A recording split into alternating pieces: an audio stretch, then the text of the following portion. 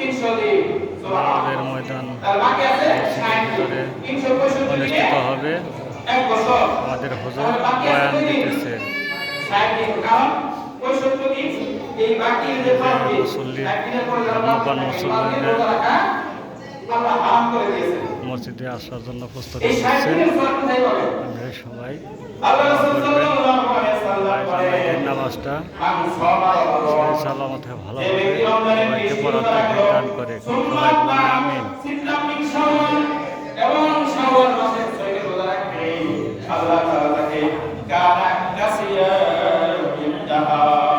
আল্লাহ রাব্বুল আলামিন তার আমল নামায় শাওয়াল মাসের 6টি রোজা রাখার কারণে তার আমল নামায় বাকি আরো শান্তির সওয়াব তার আমল নামায় দান করবে। তাহলে রমজান রোজা রাখার কারণে 300 দিনের সওয়াব পেলাম।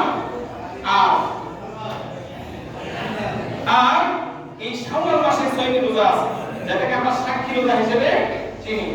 যদিও এই রোজাগুলো আমরা পুরুষ মানুষ খুবই কম রাখি। এই যে নামাজের জন্য আমাদের আব্বা মুখলেস এসেছে। ঈদুল ফিতরের নামাজের জন্য প্রস্তুতি হচ্ছে।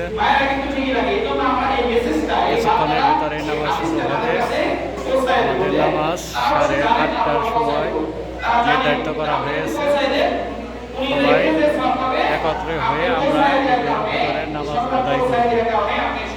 আদায় করে তারপর কবর জিয়ারত করার জন্য কবরস্থানে সবাই একত্র হয়ে পৌঁছাবো।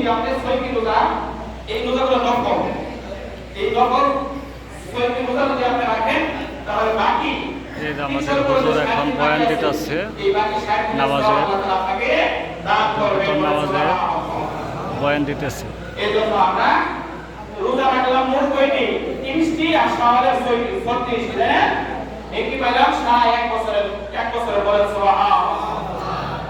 এজন্য আল্লাহ তাআলা আমাদের আয়াত কম দিয়েছেন, কিন্তু প্রত্যেকটা ইবাদতের গুণ বাড়িয়ে দিয়েছেন, বহুগুণে বৃদ্ধি করে দিয়েছেন। যেমন আল্লাহ তাআলা ঘোষণা করেন আল্লাহ তাআলা কোরআনের মধ্যে বলেন যে